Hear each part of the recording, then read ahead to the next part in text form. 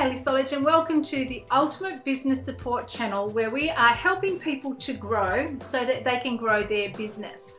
In a recent survey, as you may have heard, we found out that people were interested in learning how to promote their business. And the first video that I did on that was about finding your niche, because if you know what your niche is, then you're going to know who to promote to. So, and also how to promote yourself.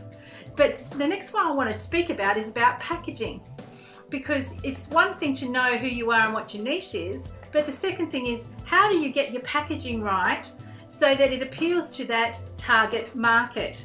Well, firstly, I want to say is that if you invest in professional packaging, you're already yards ahead of somebody who does cottage industry style packaging. And I'll give you an example. I recently interviewed Chantel Vanderhagen from Frunk Essentials, and she said when she started her business, she cooked in the kitchen, she bought some jars from this corner shop, put the label on, and she had a very average looking product.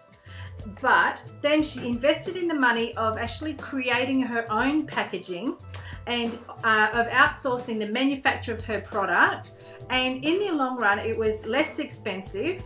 It was a much better look because her product now could go to the market that she was targeting at the time, which was, high-end retail shops, because it looked like a professional product. So I want to say to you, and this is not just because I am a graphic artist, and I'll say that up front, but because the end product will win you brownie points with your potential clients. Imagine, over here you have person A.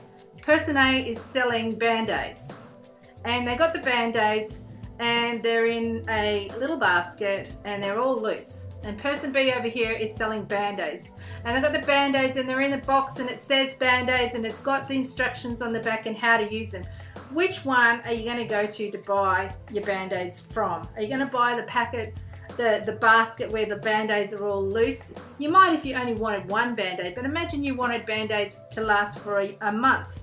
You're going to go to the one that's packaged, that looks professional, that's got the information on the package that tells the story.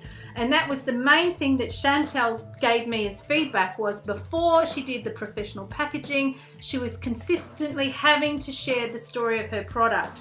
After she did the branding and the packaging, her product said what it was about itself, and she no longer had to share the story of the product. She could get on with actually selling the product. So there's a tip for you about packaging for your target market once you know what your niche is, and thinking about them rather than yourself and your likes or dislikes, thinking about their likes and dislikes, because at the end of the day, they're the buyer.